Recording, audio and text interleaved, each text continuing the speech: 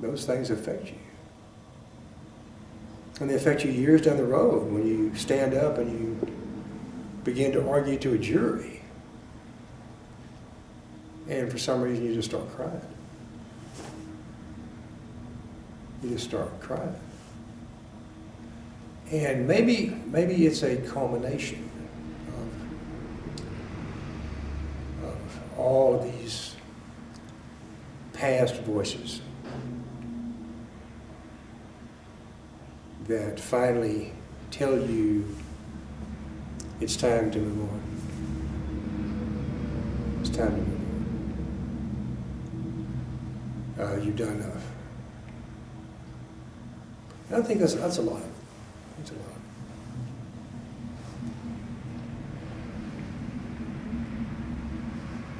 Yeah, it can be grinding, man.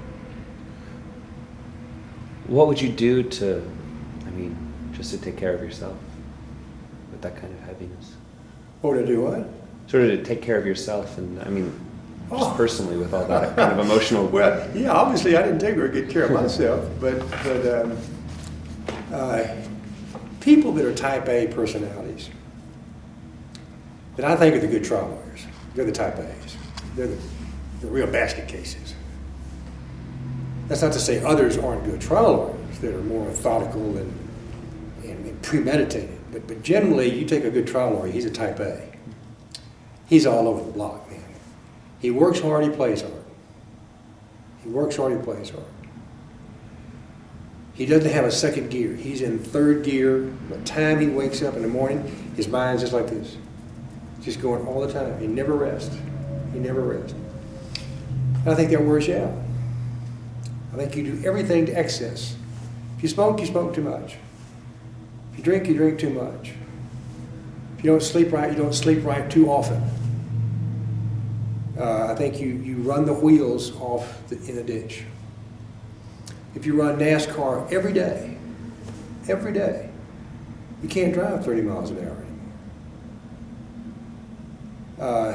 I think that's the price you pay. If you're more measured and take care of yourself and drink your orange juice in the morning and don't try to be the Marlboro Man, you're going to live longer.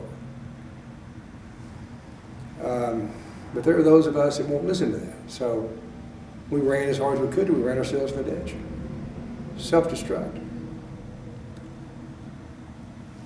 But when I look back at the really good ones, I'll be damned if they're not mostly that way. You know? It's their nature. It's the nature of the beast. Not all, but most. And when you say run themselves into a ditch or self-destruct, what did that look like? Well, I think you just wear yourself out. You wear yourself out emotionally to where I think you begin to lose your effectiveness. The little things begin to bother you. I could handle the big decisions. I could handle the crisis. Because you're in the crisis business. That's what you do for a living, is you handle crisis. The little stuff, the slow drip, is what began to finally wear you out. The little office problems, the minutia that you had to put up with, the financing of the office, the economics of the office, the budget of the office, the hiring, the firing, the politics of the office. Those are things that became cumulatively backbreaking to me. I just couldn't do it anymore. I could handle a crisis. But I think there comes a time when all of us, you see people walk around courthouses and you see these old men, or I guess old nowadays, and they make the comment, boy, when he used to really be a great judge, or he used to really be a great DA, but he's still walking around the courthouse. He's got tobacco juice all over his coat. Kind of a pitiful character. Because he never left. He wouldn't leave. Henry Wade told me, and I think the best advice I ever had, He said, I'd rather leave carrying my shield than on it. And that's kind of the way I felt. I'd rather leave when things are going good than wait till they start going bad. It's too late to change them. But leave now. Leave now.